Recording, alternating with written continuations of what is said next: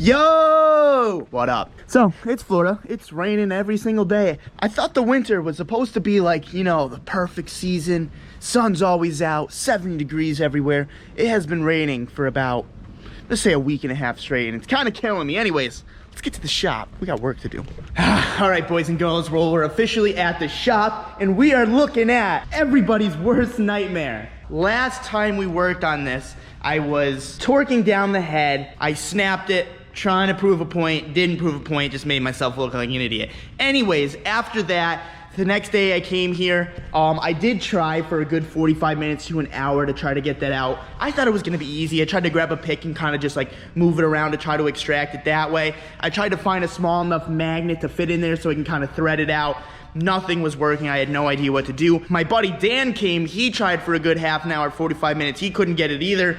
So then I was like, oh man, what do I do? Called Roberto. He worked on it for a good 45 minutes, but he was able to get it out. So big shout out to you, Roberto. Thank you so much. If we couldn't get that out, we would have been 100% effed. I don't know what I would have done. Now that that was out, I went ahead and I got a new bolt from Lowe's right here. This is the same size as just the stock one, just like that. It's actually a little longer, but it's okay because we need a washer right there, so that's fine. We're gonna go ahead, we're gonna tighten all of those cams now, and we're just not gonna worry about it. Ruddy torque, all right? We're not gonna do no Pittsburgh torque. We're doing ruddy torque. I actually have, you know what's so stupid?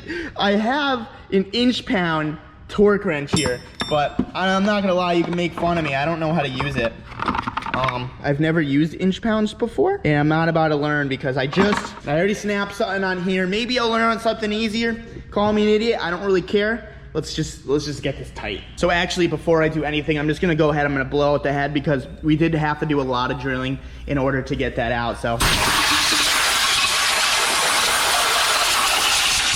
And we did use some brake clean, so I'm just gonna go ahead, I'm gonna put some oil inside the head, re-lube the cams because this one got a little unlubed right there. So we need to make her moist again, we need to make her happy, and we need to tickle her a little bit. All right, boys, check this out, ruddy spec. Just turn it a little. Turn it a little. Yeah, look at this. See, now we're safe, because now we're not worried about snapping anything. They're still very, very snug. I mean, it's a little bolt, man. You don't need too much. So it's like, I don't feel too bad that I'm doing this, to be completely honest. Look at that, we're almost done. And just like that, one cam is done. All the rockers are loosened on this side, so we're gonna ruddy spec this one real quick. Ooh, is this already ruddied? Ooh, this is feeling pretty ruddied. Oh yeah, this feels good actually. I think I actually ruddied this before I ended 2 videos ago. That probably doesn't make any sense, sorry. Ruddied. I don't even remember where I left off, but it's a Civic, man. This is gonna be 100% fine. For all the B18 owners out there, you're either shaking your head or you're agreeing with me. All right, guys, so now we're working on adjusting the timing. So what I have read is, obviously the cam gears, they say up on them. So I can only assume that that means the cam gears go up. So what I did was I kind of put them up. I put an Allen key in this one and nail punch in that one because there's a hole in the cam where it actually locks it into place. I don't really know how good that's gonna work, but it's okay for now. I just need to pop them off to RTV those seals. We're just gonna reuse them because honestly, who cares, man? Let's just fucking make some boost. Let's see if she moves. Whoa! Snap on, almost didn't get that off. Oh. That would have sucked if it like snapped or something. I'm kind of pissed that fell. All right, round 2. Come on, baby! Ooh, that's a shame. All right, so as you can see, we have the seals right here. I'm just gonna douse some RTV because it is a used gasket or a used seal. So I wanna make sure that she seals pretty well. We're gonna go ahead, we're gonna take this. We're gonna shove her in there. Oh, just like so. Yeah, get a good seal on there. Rub it in a little bit. We can do the same to the other. I'm a messy RTVer. Yeah, look at that. That'll seal like a glove for sure. Shove the seal on, and then we're good. So the last thing I wanna do is I just wanna put some RTV in here. I just gotta be careful because I think that's like an oil passage right there, that little slit. So we don't wanna get that. We just wanna get the metal half moon here, fuck you call it. So we're just gonna go like that. And I can still see the hole. Everything's good there. But we're gonna throw that one on right now, and then cam seals will be done. Oh boy, oh boy, oh boy. I don't even know where to start with this, but I guess all I can say is the haters were right. This car is a complete pile of shit.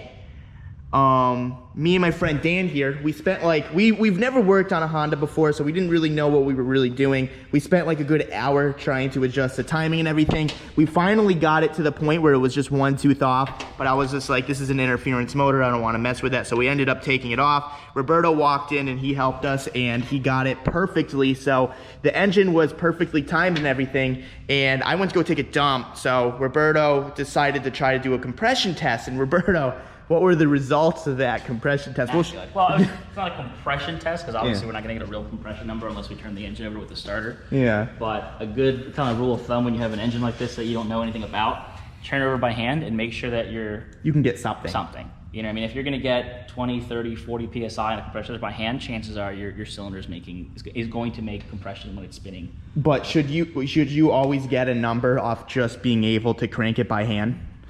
So that's exactly what we did. And we're gonna show you right now. So we're gonna put the compression tester into cylinder 4. We're gonna work our way up. Okay, so we're testing cylinder 4 right now. Here we go.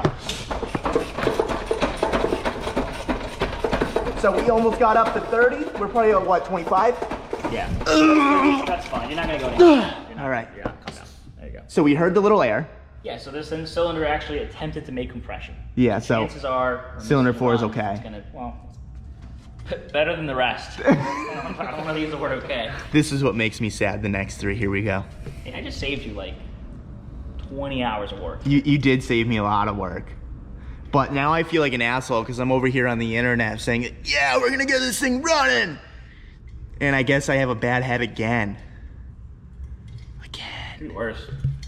I mean, yeah, I still don't consider this car a loss because I can take the swap kit and the coilovers and stuff. What are you at, cylinder 1 right now? Yeah. All right, ready? Yeah. I tried. I'm really cranking. Ooh, I snapped my neck. Good. And we made about nothing. So, and then the next trick would be to do like a ghetto leak down test, just to see where we're leaking compression from. And we'll do that now. Okay, and since we're chasing absolutely no compression instead of just low compression, we're gonna do a ghetto leak down test. A ghetto leak down test, which I'm sad about the results in this too. Here we go. Okay, so let's turn the engine over until it hits top dead center. Well, until it's under the compression stroke, but yeah.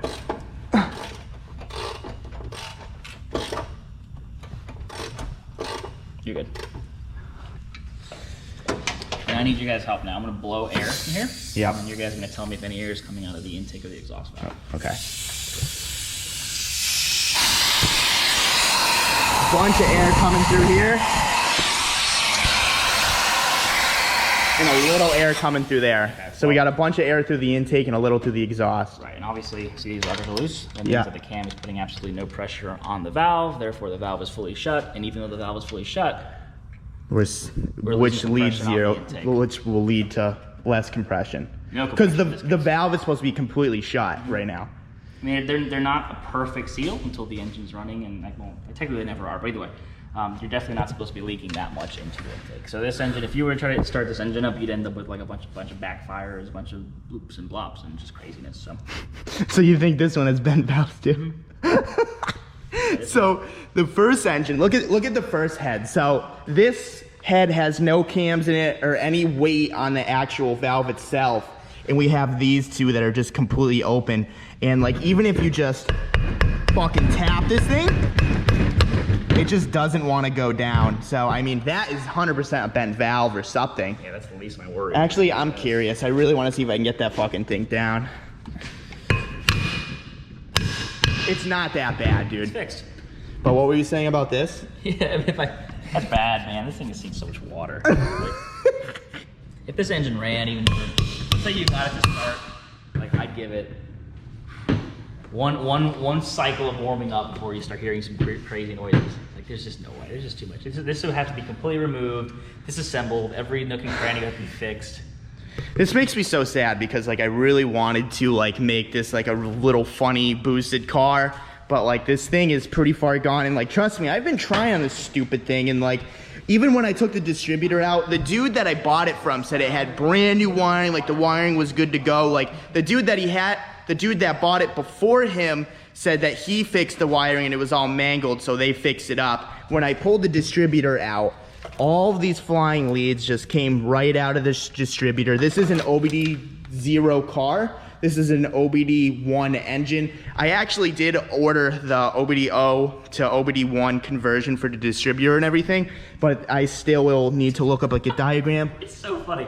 If this was my car, that'd be the least of my worries. Like this was my biggest worry because I'm so scared of wiring, but I honestly don't know what to do at this point. I mean, throw it down in the comments. It's not looking good for old Beater, huh? I mean, I am Cuban. Okay, what's that mean? In Florida. So what's that mean? Boat? Civic boat? That would be funny. Make this thing a boat. I'm down. All we gotta do is just go get a bunch of empty, what's it called? I'll tell you what, if you make it, I'll sail with you. You know how dope it'll be to have people sitting in here you know what, I'll give you the blueprints. We just gotta go get a bunch of, yeah, that would be cool. That would be cool, right? Yeah. Did that? I don't know, I definitely don't think that's an idea, but I'm actually like bummed because I really wanted to see this running. I wanted to prove all the haters wrong, and now I'm the butthurt.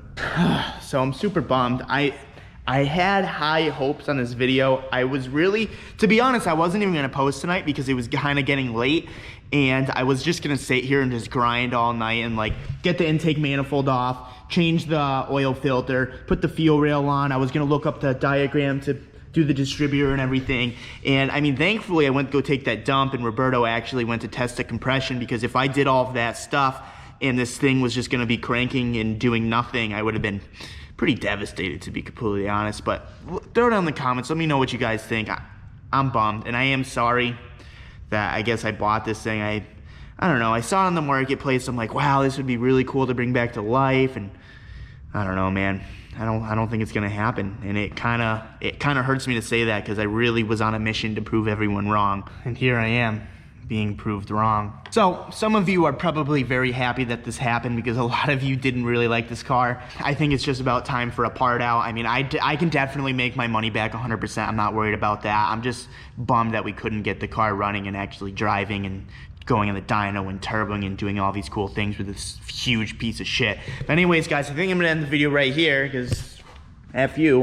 If you guys like this video, give it a thumbs up. If you guys want to subscribe for more, subscribe for more. Thank you everyone that has bought in the Hot Wheels bundle. It truly means so much. I'm actually gonna go home right now. Me and Courtney are just gonna grind and send a bunch of packages out tomorrow. We have honestly so many orders. I've never had this many orders on my website before. So thank you guys, and we'll be in stock again shortly. Peace.